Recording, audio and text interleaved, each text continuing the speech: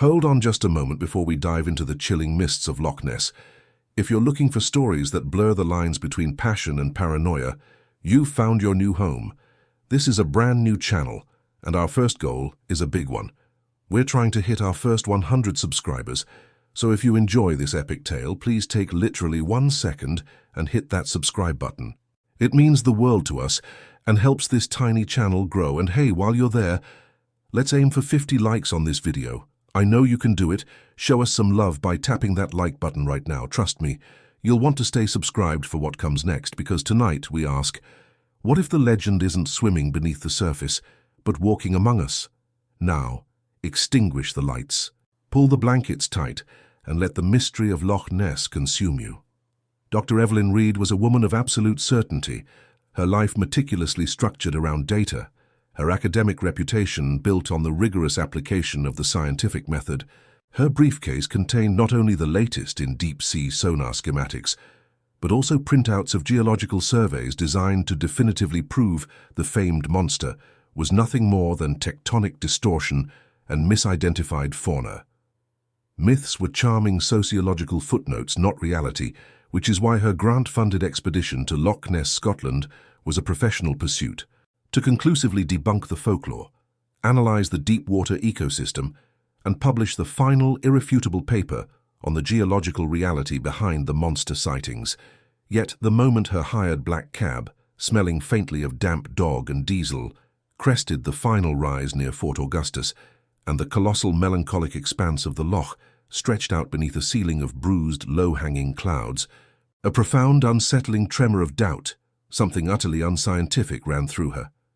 The water was a mile wide and impossibly deep, a hue of obsidian and malachite, too silent, too vast for just a lake. It felt less like a body of water and more like a colossal ancient consciousness observing her every move. She had rented an old, isolated stone cottage known locally as the Watcher's Nook on the remote northwestern shore. Far from the manufactured charm of Drumnadrochit, it was a place defined by the pervasive cold, the relentless drip of water from the damp moss clinging to the slate roof, the persistent sound-swallowing fog, and the constant, mournful sighing of the wind that seemed to carry whispers of forgotten tragedies.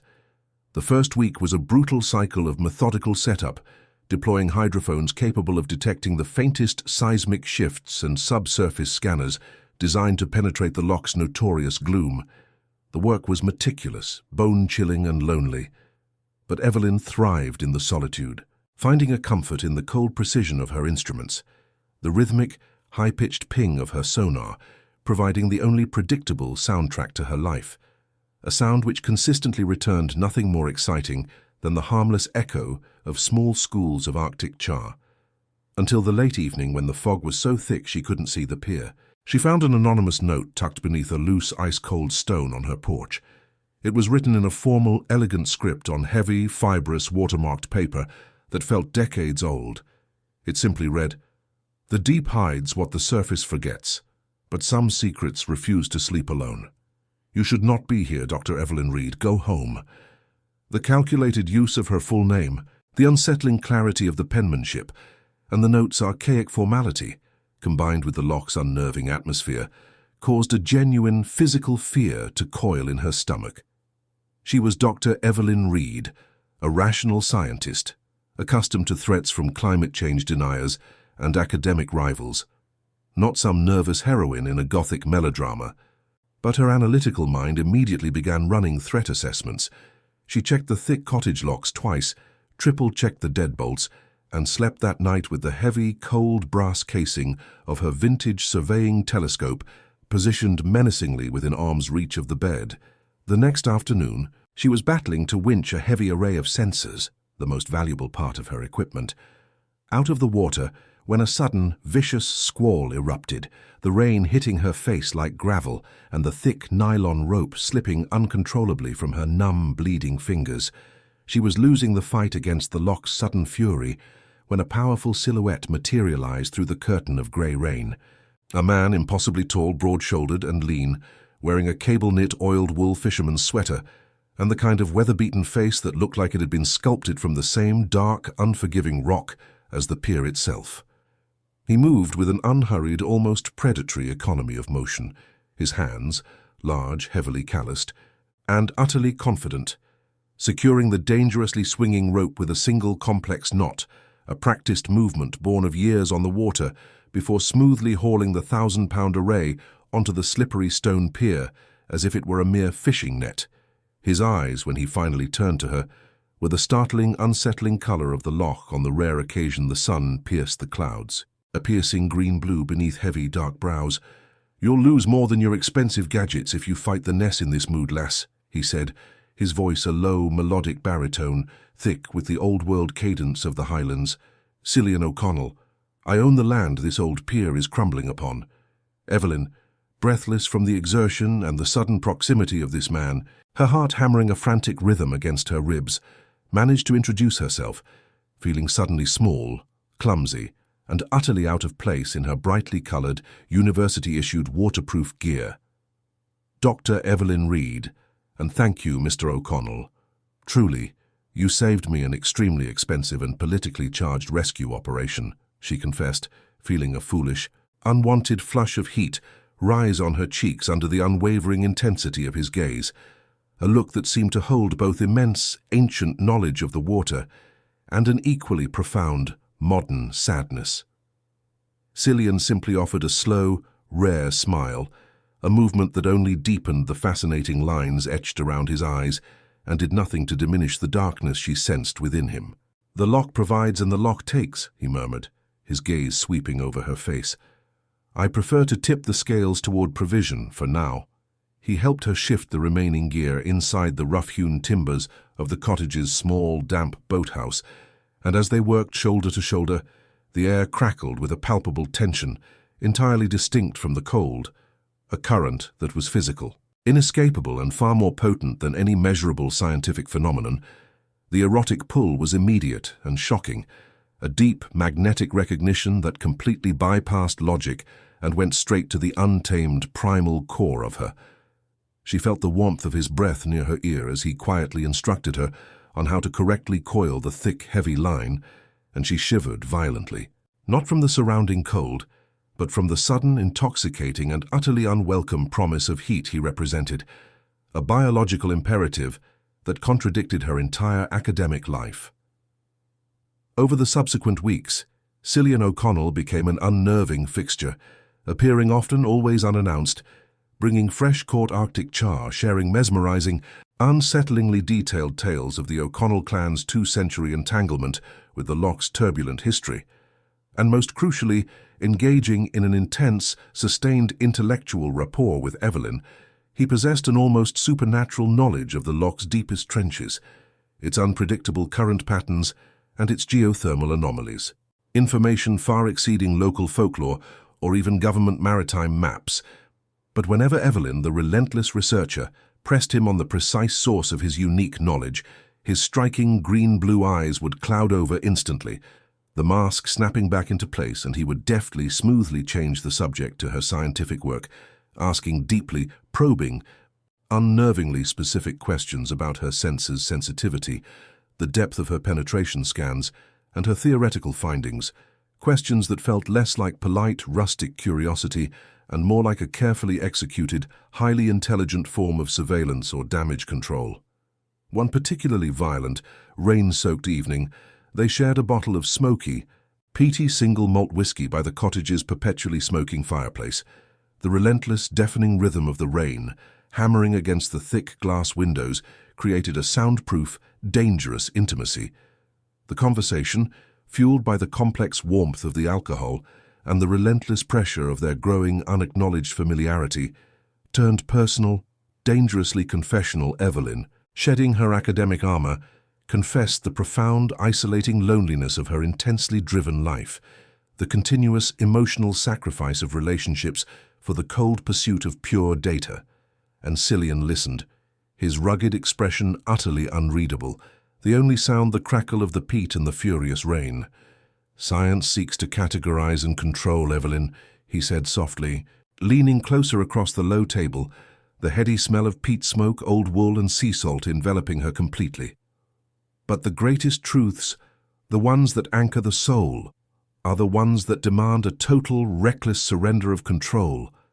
Their eyes locked, the firelight catching the moisture in his, and the air in the small room was suddenly thick, stifling, and impossible to draw a full breath into. The kiss was not a gentle beginning, but a forceful, demanding rush of pent-up energy, desire, and long-denied longing that was both tender in its intent and fiercely possessive in its execution. Cillian's lips were firm, tasting complexly of the whiskey and the deep, cold air of the loch. His powerful hands immediately tangled in her short, neat hair, pulling her urgently against the rough, yielding texture of his wool sweater. The initial tenderness evaporated almost instantly, replaced by a demanding, relentless urgency, systematically stripping away the last fragile layers of Evelyn's scientific composure and academic reserve. They stumbled backward onto the thick hearth rug, the flickering peat fire casting violent, dancing shadows over their faces. His touch was a mesmerizing blend of roughness and reverence, a deep, unsettling knowledge of her body that felt impossibly intimate for a man she had only truly known for a few weeks.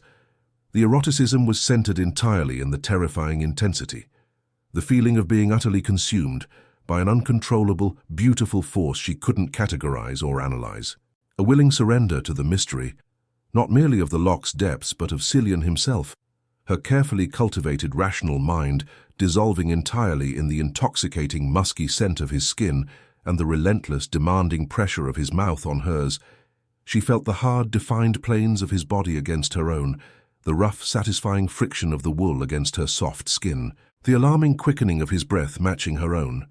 She moved against him, her own hands desperately exploring the taut, hidden muscles of his back, seeking to know him not through data points, but through the pure, blinding heat of desire.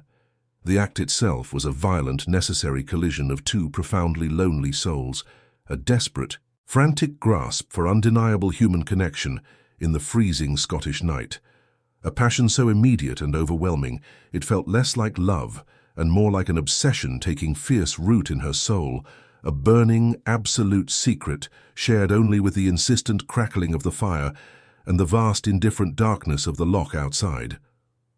The following morning, a startling tenderness, silent and profound, replaced the frantic, primal need of the previous night.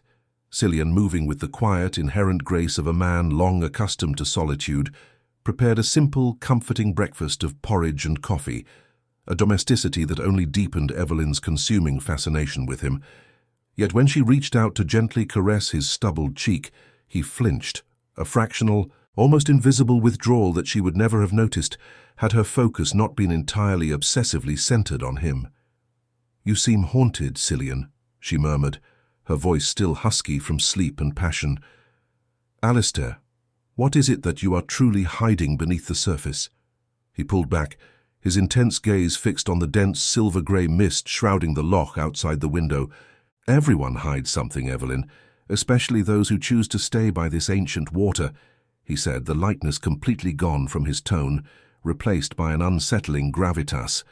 "The loch is not simply water and deep trenches, it is living memory, and some memories are burdens that crush the soul."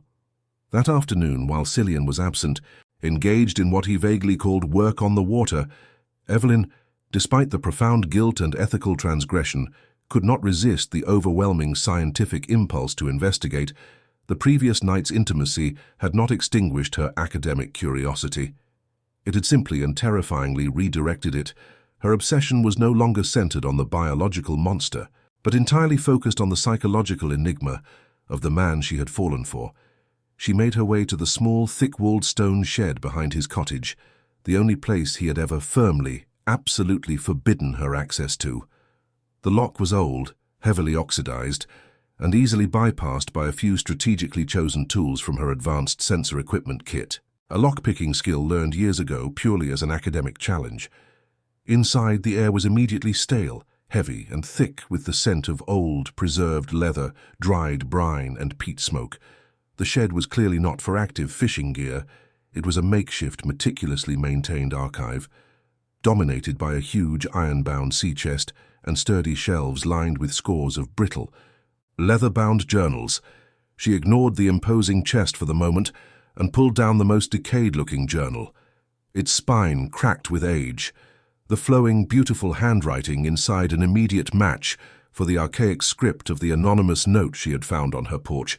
It was dated precisely 65 years ago. The journal detailed the life of a young man named Angus O'Connell, Cillian's grandfather, and his slowly escalating, terrifying obsession with the loch's dark energy and an unnamed serpentine creature he believed to be its living god. But as Evelyn frantically flipped through the pages, her breath hitched painfully, the meticulous entries suddenly taking a sharp, terrifying turn. From mundane cryptid sightings to intense human drama, there were obsessive, consuming, jealous ramblings about a local girl named Moira Cameron, described as having hair the color of sunset and eyes like summer heather, a girl who had vanished without a trace in 1959, a disappearance still occasionally referenced in faded newspaper clippings and Scottish cold case crime blogs. The journal described long, secret, passionate meetings by the dark shore, frantic arguments driven by impossible social barriers, and then a chilling final entry, dated the very day of Moira's disappearance. She chose the light of the shore over the loyalty of the deep. She will never leave the water now. I have given her to the Ness, and the deep has accepted the offering, making the peace. The secret is safe, and the Ness sleeps soundly, satisfied. Evelyn dropped the brittle journal, the heavy, shocking realization hitting her like a wave of the loch's cold spray. Cillian O'Connell wasn't merely hiding a harmless family secret. He was actively protecting a complex, multi-generational legacy of potential murder and profound, debilitating psychological entanglement with the local legend, the beautiful. Intense love they shared was instantly poisoned by the bitter taste of the past. Her scientific detachment was completely shattered by a terrifying, deeply personal mystery. She had to know. Was he simply a killer's grandson, covering up a 50-year-old crime?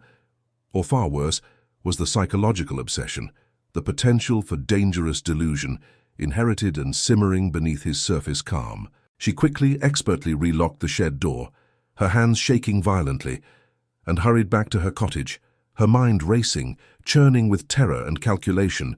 She had to maintain a facade of calm. She knew too much to flee, too much to stay silent. She started discreetly cross-referencing online archives using her secured satellite link, confirming the 1959 disappearance of Moira Cameron, a local girl with strikingly distinctive red hair, last seen near the O'Connell property. The original limited police investigation had gone cold quickly, attributing the vanishing to either a runaway situation or a tragic accident, not foul play. Cillian returned at dusk, a fine, damp mist clinging to the wool of his sweater. His face was noticeably pale beneath the usual tan. His eyes, usually so warm and welcoming for her, looked directly at her with a sharp, calculating, intensely assessing look. "You have been extraordinarily quiet today, Evelyn," he stated, his voice low and flat, not asked a question. "Did the loch perhaps whisper something particularly interesting to you today?" She forced a convincing smile, the deception tasting like bitter ash in her mouth. Only the usual background noise on the hydrophones, no biological monsters, no deep secrets. She paused, letting the silence hang heavy, then risked the full plunge. "Tell me, Cillian, did your grandfather Angus ever speak of the old, frightening local legends, the ones that tie the loch's peace to the concept of human sacrifice?" His massive, powerful body went rigid instantly. His hand, which had been reaching for a piece of dry peat for the fire, froze mid-air. He turned slowly to face her, his eyes now blazing with a raw, desperate, animal pain she had never seen. "You found the shed, didn't you?" he whispered, the quiet accusation hanging heavy, suffocating in the damp air between them. Evelyn didn't deny it. She met his desperate gaze with her own terrified resolve. "I found the journals, Cillian, the parts about Moira Cameron, the final entry about the offering to the deep. I need you to tell me the undeniable truth. What is real here? Is this a psychological madness running through your inherited bloodline, or is it a generations-long cover-up for a terrible crime?"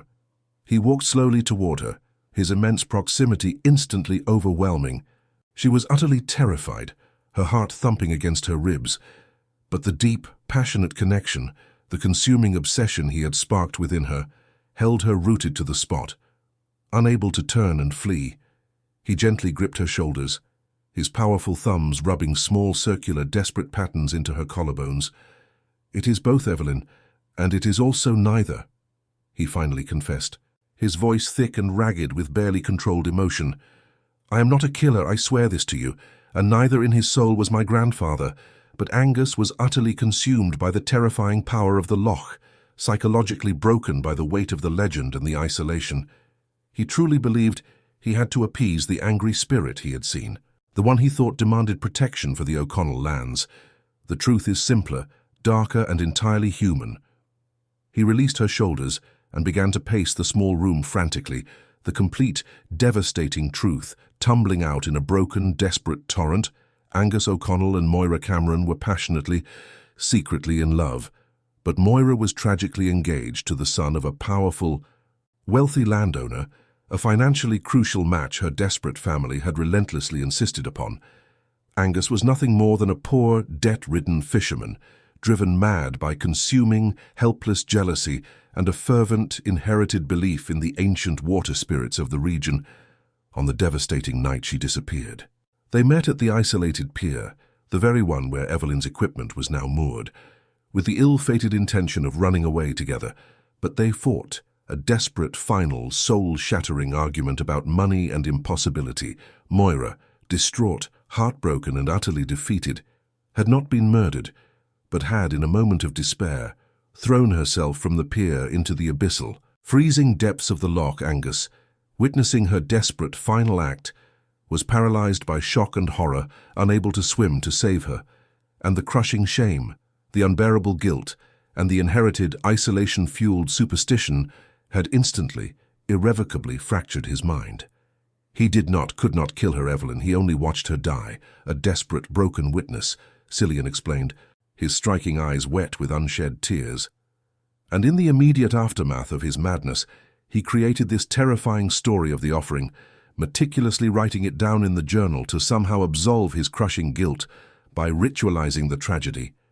He looked at her, his expression raw. He truly believed that the monster had finally claimed a soul, and that by becoming the sole keeper of that terrifying secret, he became, in his own mind, the only true protector of the Loch's truth.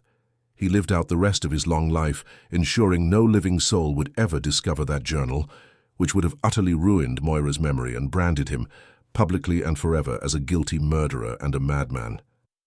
Evelyn stared at him, the intense, flooding relief warring with the profound psychological horror of the story. "And you, Cillian? You the brilliant, knowledgeable man I fell in love with? You've sacrificed your entire adult life to protecting his madness, to living your life entirely under the shadow of a decades-old lie?" Cillian slowly nodded, the gesture heavy with the weight of generations. "I found those terrifying journals when I was only a boy, a secret that poisoned my entire relationship with this place. I monitor the Loch now, not out of any belief in the monster, but for any subtle sign of her remains, any physical truth that could finally, conclusively exonerate my family name. I knew you were searching for the scientific truth of the Loch, Evelyn, and I was absolutely terrified that your powerful, relentless science would inevitably drag up this devastating human tragedy, exposing my grandfather's debilitating madness and Moira's heartbreaking, lonely end." He stepped infinitesimally closer, his voice dropping to that intimate, demanding whisper that promised everything.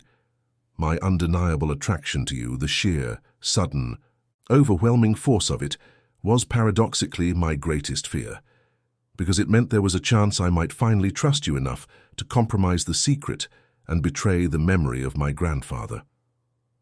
The shared, terrifying secret immediately became the new profound basis for their accelerated relationship, a dangerous, intense intimacy forged in the darkness of confession and the chilling shadow of the past. Evelyn's professional obsession shifted entirely and permanently. She no longer sought the elusive biological creature, but focused the full, formidable power of her scientific mind on the complex psychological landscape of the O'Connells, and the deep, often ignored human factors, the guilt, the heartbreak, the superstition that fuel and sustain regional legendary myths. She realized that the greatest, most enduring mystery of Loch Ness wasn't a biological specimen swimming in the black depths, but the astonishing capacity of the human mind for profound belief, self-deception, and crippling guilt. They spent the ensuing weeks together analyzing the aged journal, painstakingly cross-referencing tide patterns, water temperature fluctuations, and historical weather reports from that devastating week in 1959, working not just as passionate lovers, but as co-conspirators, seeking historical truth and emotional redemption. The Loch, once merely a cold scientific subject, became a sacred shared tomb. The truth was brutally difficult, but the passion between them deepened immeasurably. Tempered now by shared mutual responsibility, the erotic fire of their connection was now inextricably intertwined with the powerful psychological bond, the secure, profound knowledge that they were partners in a life-altering, generation-spanning secret made every touch, every meaningful glance, every shared silence a confirmation of their unbreakable connection. The intimacy was now in the whispered names, and the hands held tightly together under the ancient, indifferent moon, a silent, absolute promise to keep the Loch's human truth safe, buried forever. Evelyn made a decision that surprised and redefined even herself.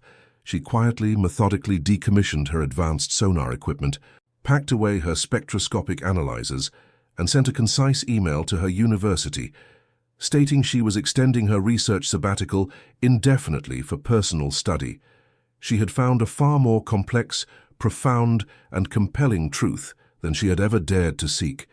She stayed in Scotland, moving fully and permanently into Cillian's weathered cottage, the rigid life of a data-driven scientist completely replaced by the life of a human historian, and more importantly, a devoted lover. She would still eventually write her paper, but it would be a seminal work on the profound symbiosis of myth, guilt, and the human psyche, a paper that would cleverly steer entirely clear of the O'Connell secret, burying it forever in the deep, undisturbed silt of their shared, isolated life. Cillian, finally and fully freed from the crushing psychological burden of solitary secrecy, visibly transformed, the shadow of generations lifted entirely from his striking eyes, replaced by a deep, enduring and peaceful light, he began working collaboratively with Evelyn to transform the dusty archive shed, not into a public museum of the O'Connell legacy, but into a private shared study where they would explore and document other regional myths and local histories, successfully turning his family's dark, isolating obsession into a shared, beautiful intellectual passion. They found a quiet, powerful and accepting happiness in the misty solitude of the Loch shore. The forbidden love born of a decades-old mystery, evolving into a profound, unbreakable and accepting bond built on truth. One chilly, bright autumn morning, years later, as Dr. Evelyn Reed, no longer just a scientist, but a woman of the Loch, stood on the mossy pier watching the silent, immutable water, Cillian O'Connell came up silently behind her. Wrapping his powerful arms securely around her waist, he pressed a soft, lingering kiss to the back of her neck. "The water is quiet today, my love," he murmured, his voice full of peace and deep contentment. "No restless spirits at all." Evelyn reached up and gently covered his calloused hand with hers, gazing out at the water that had nearly claimed both their lives and their respective sanities. "Only our own reflection, Cillian," she replied, a deep, contented sigh escaping her lips. "And you know what? I think the secret, the entire human truth, finally sleeps soundly and completely with us." They stood there for a long, quiet moment, embraced by the mist and the ancient, brooding silence. The Loch keeping its geological secrets, but giving them a happy, hard-won ending. A life built not on the scientific certainty Evelyn once sought, but on the enduring, absolute certainty of their shared, complicated, and forbidden love, proving conclusively that sometimes the most profound and vital truths are found only when you finally surrender all control to the beautiful, psychological mystery of another human heart.